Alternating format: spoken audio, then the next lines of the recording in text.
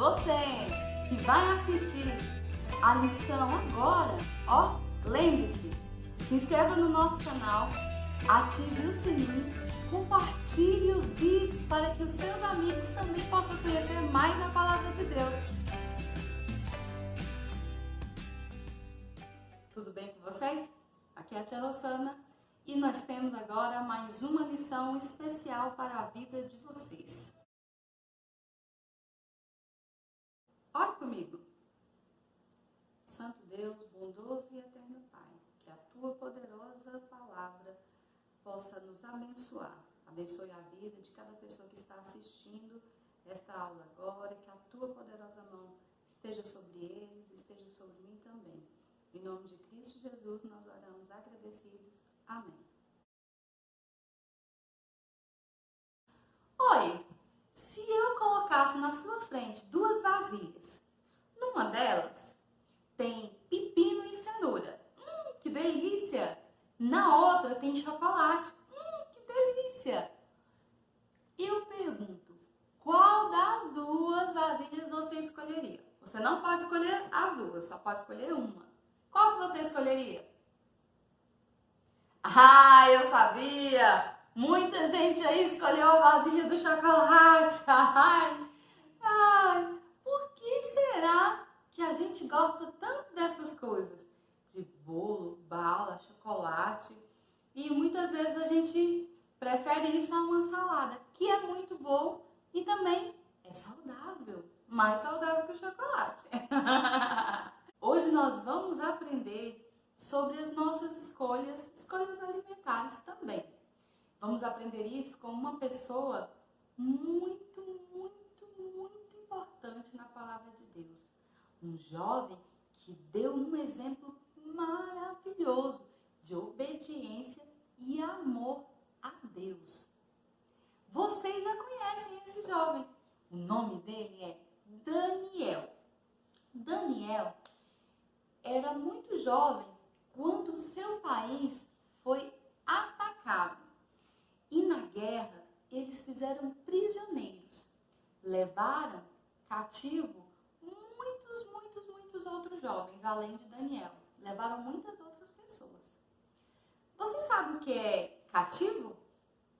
Então, cativo é quando uma pessoa é tirada do seu país, levada para outro país, ou tirada do lugar onde ela vive e levada para outro lugar. Contra a vontade dela, ela não deseja isso. Para viver num lugar com costumes diferentes, com pessoas diferentes, com língua diferente.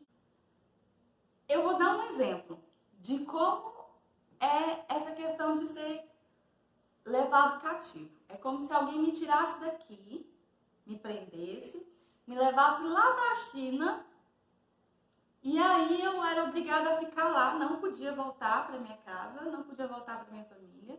E aí eu tinha que aprender os costumes dele, a língua deles, e eu ia viver lá naquele lugar.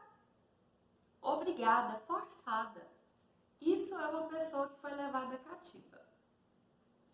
Daniel foi levado cativo muito jovem. No entanto, ele já conhecia a palavra de Deus. Daniel era um judeu e foi levado para a Babilônia. Era certo que Daniel ia sofrer muito naquele lugar, porque aquele povo não acreditava no Deus verdadeiro. Puxa, que triste para Daniel. Mas Deus tinha um plano para Daniel. E Deus também tem um plano para nós. Mesmo quando algo de ruim nos acontece, Deus tem um plano. E assim foi com Daniel. Deus tinha um plano para Daniel. E junto com Daniel foram levados também 3 outros judeus. 3 outros rapazes judeus. Na mesma idade, rapazinhos. Eles eram novinhos. E vamos descobrir qual era o nome deles? Daniel 1:6. Entre eles se achavam 2 filhos de Judá, Daniel, Ananias, Misael e Azarias. Olha só, quando eles foram presos, o nome deles era Daniel, Ananias, Misael e Azarias. Mas vocês sabiam que naquela época era comum mudar o nome das pessoas? Como eles eram cativos e iam para um outro lugar, eles decidiram mudar o nome deles. Está lá em Daniel 1:7. O chefe dos eunucos lhes pôs outros nomes, a saber, a Daniel, o de Beltesazar, a Ananias, o de Sadraque, a Misael, o de Mesaque, e a Azarias, o de Abdinego. Cada nome desse tem um significado diferente do que os pais desses rapazes pensaram para eles, tanto que eles colocaram outros nomes. Mas, mesmo assim, eles prosseguiram, confiantes em Deus e obedientes. Eles foram levados para a casa do rei, porque todos eles eram muito inteligentes, muito espertos e muito bonitos. E aí, eles foram levados para aprender daquela cultura e para serem sábios.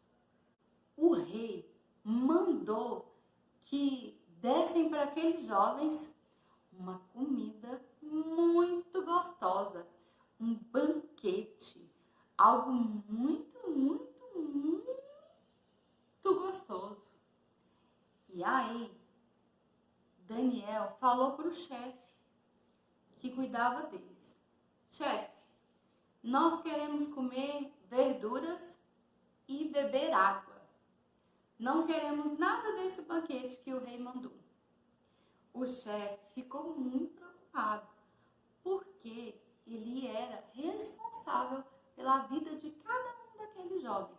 Se acontecesse alguma coisa, ele podia pagar com a própria vida. Nossa!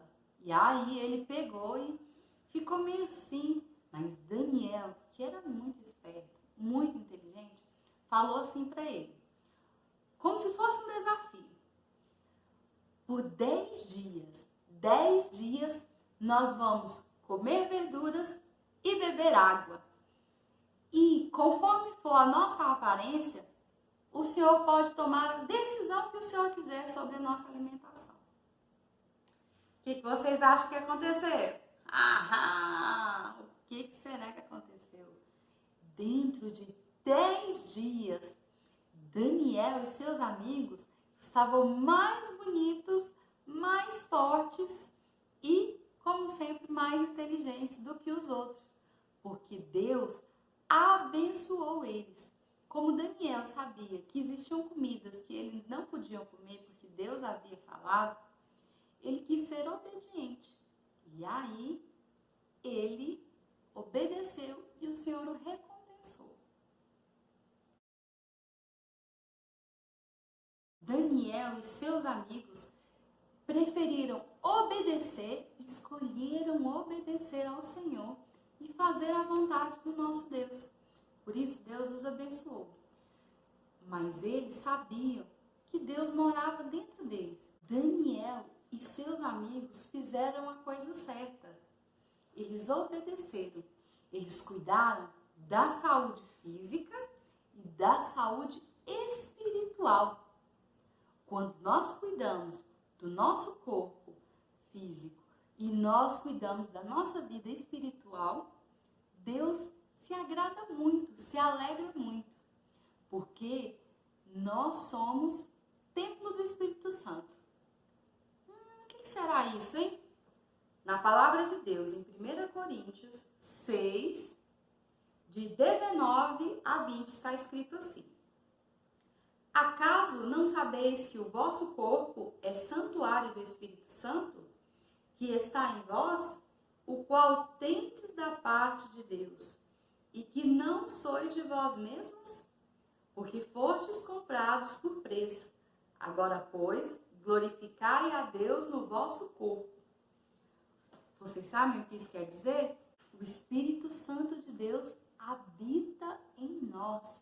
Nós não podemos vê-lo porque ele é Espírito, mas ele está aqui, dentro de nós. E ele cuida de nós. E nós devemos cuidar do nosso corpo, porque é a casa do Espírito Santo. Mas para que isso acontecesse, um alto preço foi pago. Vocês sabem que preço foi esse? Deus enviou o seu único filho para morrer por nós, para perdoar os nossos pecados e nos dar a vida eterna. Todo aquele que acredita e que diz que o Senhor é o único e suficiente Salvador, Jesus Cristo é o único e suficiente Salvador da sua vida, esse tem o Espírito Santo de Deus e esse é guiado pelo poder do Senhor. O nosso corpo é a casa de Deus e por isso nós devemos cuidar muito bem dele. Vamos orar?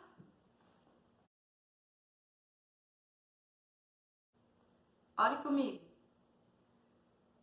Eterno Deus, soberano Pai, nós nos alegramos na Tua presença e nos alegramos ainda muito mais de saber que o nosso corpo é a casa de Deus e que o Senhor veio em nós habitar. Senhor, ajude-nos a cuidar do nosso corpo, da nossa mente, do nosso coração. Ajude-nos a cuidar da vida espiritual, para que andemos no Teu santo e reto caminho. Em nome de Jesus, amém. Existe uma música muito legal que fala sobre essa lição de hoje. Vamos louvar o Senhor com ela? Cante comigo!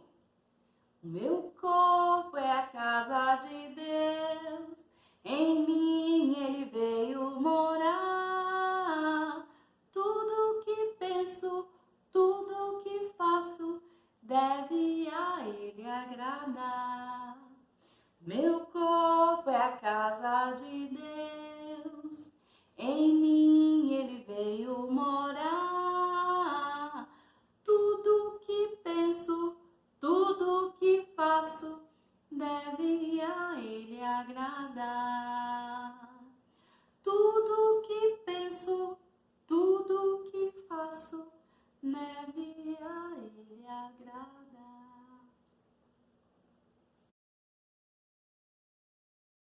Nós vamos memorizar o versículo da lição. Vamos lá? Vocês já começaram a aprender ele semana passada. Espero que muitos já saibam de cor. É assim, ó.